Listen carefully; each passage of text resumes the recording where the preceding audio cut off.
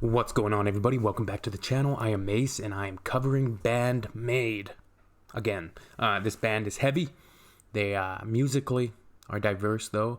I think there's a lot of influences coming from this band. From what I've gathered, the bandmates themselves have listened and admired, music, anything from Jimi Hendrix to the Smashing Pumpkins to Deep Purple.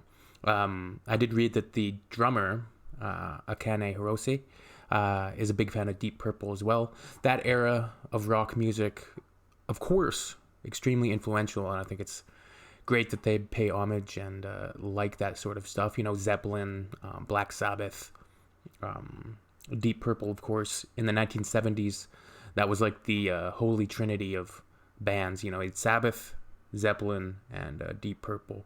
And there was a lot of other amazing bands from that time period, but man, I've been thoroughly impressed. Thoroughly impressed with BAND-MAID thus far. Of course, the original idea for the band was envisioned to be a mixture and combining, the cosplay elements from the maid cafes in Japan and heavy metal music or metal music. And musically, man, they're fire. This is going to be a groove. I almost guarantee it. So let's get to it.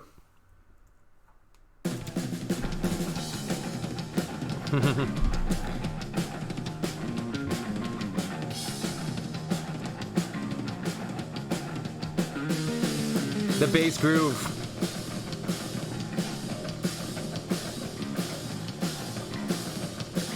Got the female Les Claypool right here.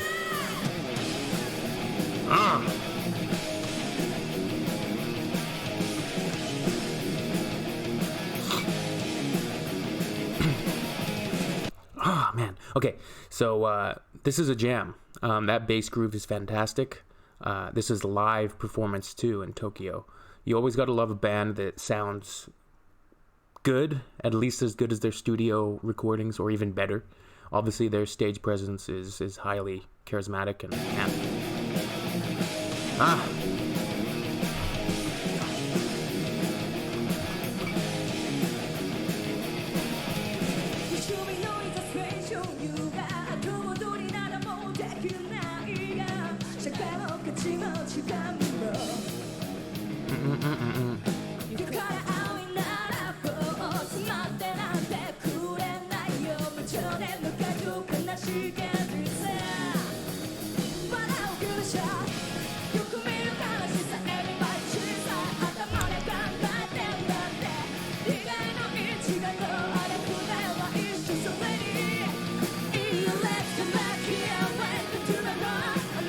So this track is more playful, not quite as heavy as the last track I covered. This is more just like rock, hard rock, but sonically it's beautiful then. I like it.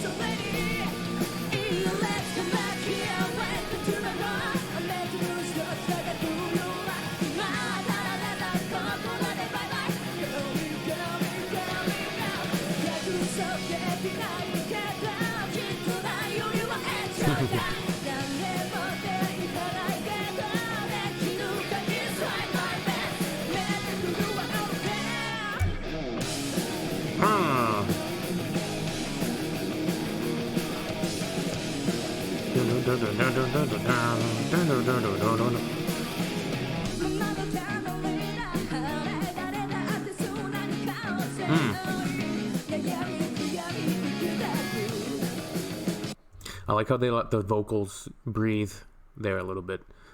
Sometimes the vocals can be just drowned in the either by the guitars or the drums.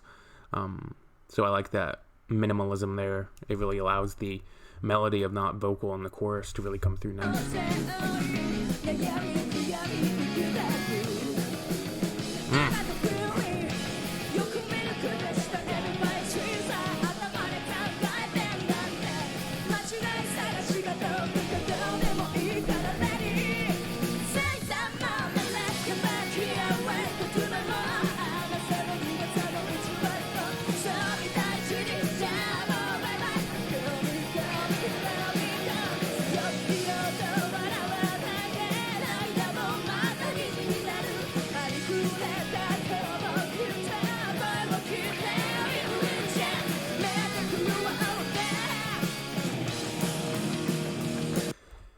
incredibly talented musicians, man.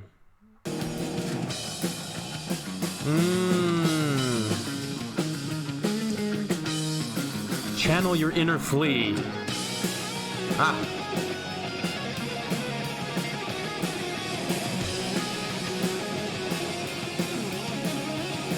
Ooh.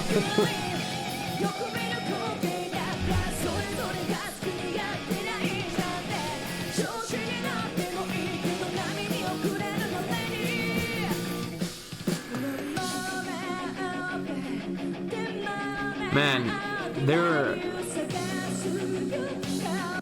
live performance sounds great. Like, if you close your eyes, it's as good as a studio recording. So that's telling that they're excellent musicians and excellent performers.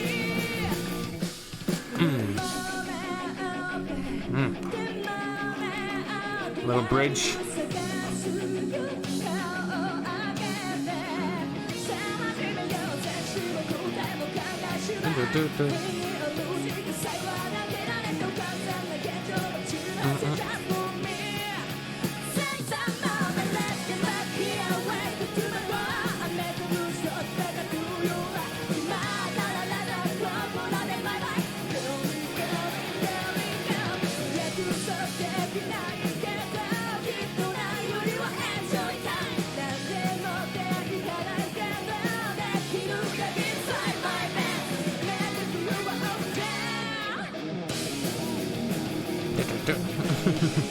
You can hear that Deep Purple almost influence, that hard rock. You know, those drums and that guitar riff right here is just wonderful, man. It's wonderful. Listen to this. Just not yet, right?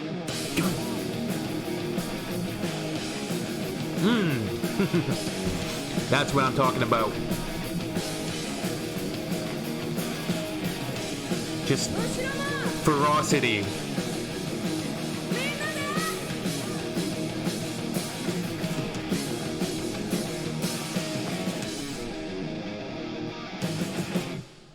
That's rock and roll, folks. That is rock and roll. Excellent performance, man. Excellent performance. It's just such an interesting dynamic, man.